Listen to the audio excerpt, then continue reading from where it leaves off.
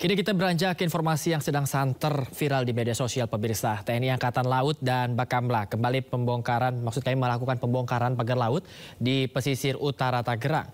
Sekitar 9 km rangkaian bambu sudah dibongkar sejak Rabu kemarin.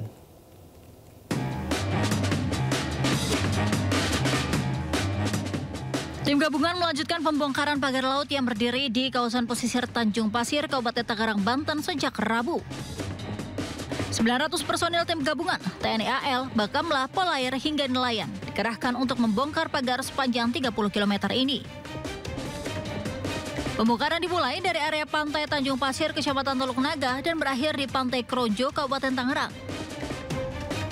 Usai pembongkaran, puluhan perahu karet TNI AL kembali ke tepi pantai Kamis siang. Sejauh ini, 9 km bambu sudah dibongkar. Pembongkaran diharapkan bisa rampung dalam 5 hari ke depan. Harapan kami sebenarnya hari ini tenang, ternyata tidak, sudah ngerasain semua. Jadi agak terhambat kami untuk pada saat personil kami ataupun nelayan pada saat pengikatan di pangkal-pangkalnya bambu. Untuk permudah operasi pembongkaran, TNI AL akan pindah dari posko Tanjung Pasir ke posko di Tanjung Kait mulai Jumat 24 Januari. Dari Tangerang, Banten, Syareza Zanski, Laksana, iNews melaporkan. Sementara itu, Komisi 4 DPR RI menggelar rapat kerja dengan Menteri Kelautan dan Perikanan Kamis siang. Rapat tersebut membahas soal polemik pagar laut.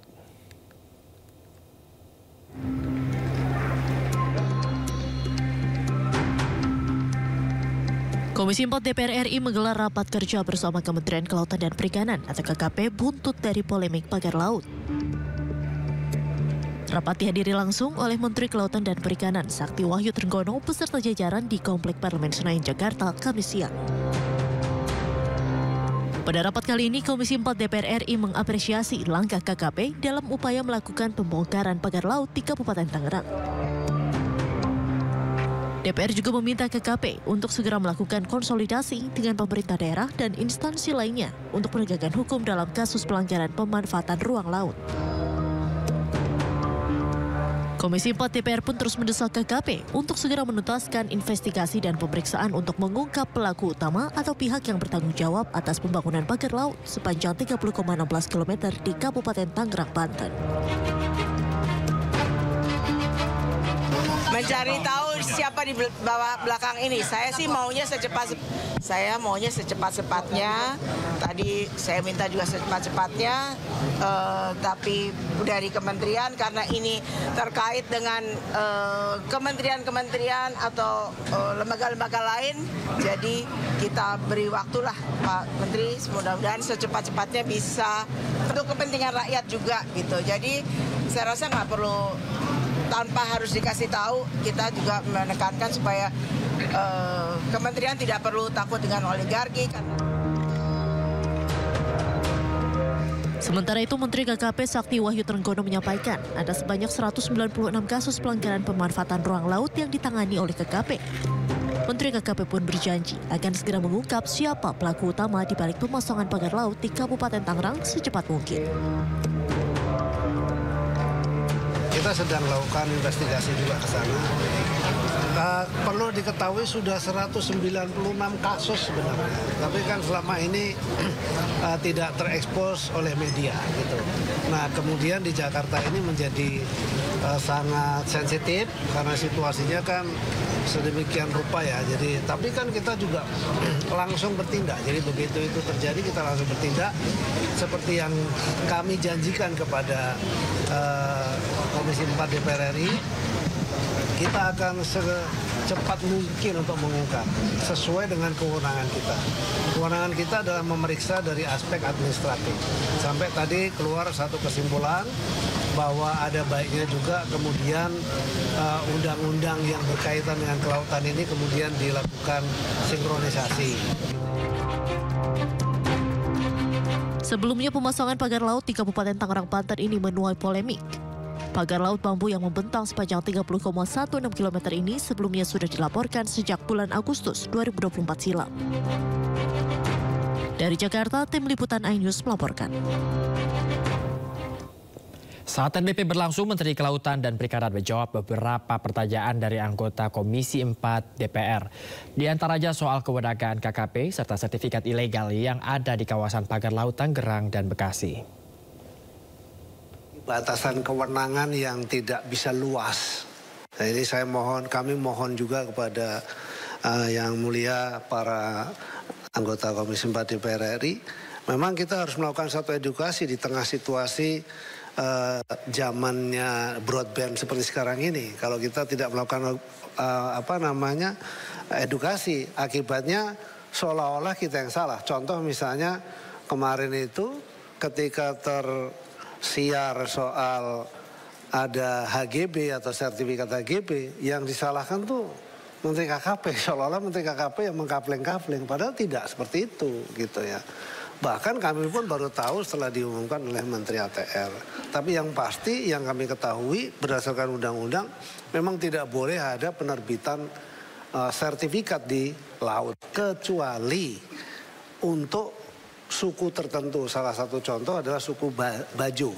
Dan itu pun sebelum diterbitkan oleh ATR BPN harus diterbitkan dulu KKPRL. Jadi seperti itu. Nah, kemudian soal yang di Bekasi, kan di Bekasi sama juga, tidak memiliki. Jadi segala sesuatu yang tidak memiliki izin, kalau dia memiliki izin lokal seperti HGB dan sebagainya, itu adalah di darat. Begitu dia mulai masuk ke ruang laut, dia harus mengajukan izin KKPRL ke pemerintah pusat, dalam hal ini adalah Kementerian Kelautan Perikanan. Apabila itu tidak ada, pasti kemudian akan kita lakukan tindakan penyegelan dan kemudian kita usut sesuai dengan koridor tadi, denda administratif dan lain sebagainya. Kita tidak bisa masuk ke ruang yang lebih. Semeraut pagar laut memasuki babak baru pemirsa. Pasca pembongkaran pagar laut sejak 3 hari terakhir, muncul adanya dugaan korupsi dalam perizinan pembuatan 263 sertifikat hak milik atau HGB pagar laut ilegal. Koordinator Masyarakat Anti Korupsi pun mendatangi kantor KPK guna melaporkan dugaan korupsi tersebut.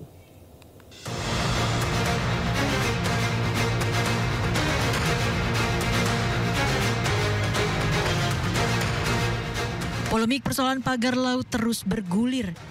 Usai dilakukan pembongkaran, kini pemilik dan pihak yang bertanggung jawab atas perizinan pagar laut terus diusut.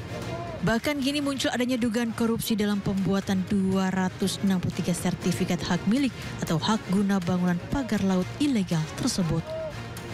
Salah satunya laporan aduan dugaan korupsi sertifikat pagar laut yang dilayangkan Boyamin Saiman selaku Koordinator Masyarakat Anti Korupsi ke KPK.